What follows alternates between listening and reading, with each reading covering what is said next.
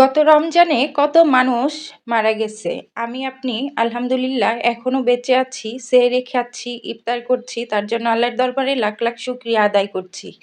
আজ রান্না করছি ইলিশ মাছের ঝোল, আর এই ইলিশ মাছের ঝোলটা আমার কাছে ভীষণ প্রিয়। তো আমরা যারা এখনো বেঁচে আছি আল্লাহর দরবারে লাখ লাখ শুকরিয়া আদায় করব, কারণ আমাদের হায়াত বরকত সবকিছুই মহান আল্লাহ তাআলার হাতে। তাই আল্লাহর দরবারে শুকরিয়া আদায় করা আমাদের অত্যন্ত জরুরি একটা কাজ। সবসময় আমাদের মনে প্রাণে যেন আল্লাহর শুকরিয়াটা সবসময় থাকে। হ্যালো এভরিওয়ান, সবাই কেমন আছেন? আশা করি আল্লাহর রহমতে সবাই ভালো আছেন। আমিও ভালো আছি আলহামদুলিল্লাহ। কাছে কিংবা দূরে, দেশ কিংবা দেশের বাহির থেকে যারা এই মুহূর্তে আমার ভিডিওটি দেখছেন, প্লিজ একটি লাইক দিয়ে কন্টিনিউ করবেন। আর যারা আমার ইউটিউব চ্যানেল থেকে দেখছেন, প্লিজ একটি লাইক দিবেন এবং সাবস্ক্রাইব করে পাশে থাকবেন।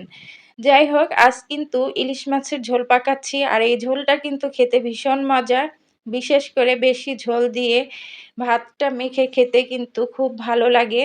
আমরা মধ্যবিত্ত, হয়তো অনেক বড় মাছ কিনতে পারি না, তবে ছোটোখাটো ইলিশ মাছের মধ্যে আমরা সেই তৃপ্তিটা, সেই মজাটা খুঁজে বেড়াই। তবুও আল্লাহর দরবারে লাখ লাখ শুকরিয়া আদায় করছি যে আমরা তো তাও ছোট হোক বড় হোক খেতে পারছি।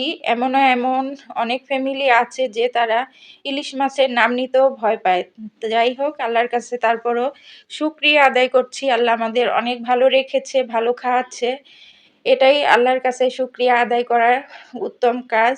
আর রমজান মাসে তো আল্লাহর দরবারে বারবার শুকরিয়া আদায় করতে হয়, কারণ রমজান মাসে আপনি যত কাজ করবেন, মহৎ কাজ কিংবা আল্লাহর নামে যত জিকির করবেন, সবগুলোই কিন্তু দ্বিগুণ হয়ে আপনার আমলনামায় ফিরে পাবেন। তাই সবসময় আল্লাহর জিকির, আল্লাহর দরবারে শুকরিয়া আদায় করা, তওবা করা এবং নামাজ, কোরআন শরীফ এবং তাসবিহ এগুলো পড়তে হবে যতটুকু পারবেন।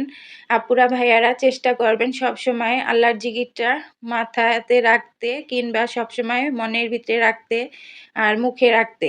তাহলেই দেখবেন আল্লাহ তাআলা আপনাকে বরকত এবং নিয়ামত দিয়ে ভরিয়ে দিবে। এই যে দেখুন, আমার মাছটা কিন্তু অলরেডি রান্না করা শেষ। আমি এখানে অনেকটা ঝোল রেখেছি, কারণ প্রচুর ঝোল খেতে হয়। আমাদের বাসায় সবাই খুব ঝোল পছন্দ করে, তাই বেশি করে ঝোল রেখেছি যাতে সবাই মন ভরে ঝোল দিয়েই ভাত খেতে পারে। মাছটা যেহেতু ছোট, সেই আকারে একটু ঝোলটা বেশিই রেখেছি, কারণ ইলিশ মাছের গন্ধেও কিন্তু ভাত খাওয়া যায় অনেকটাই। তো আর কি বলবো, আসলে আপুরা ভাইয়ারা, আপনারা যদি আমার ভিডিওটি ভালো লেগে থাকে প্লিজ পাশে থাকবেন, সাপোর্ট করবেন।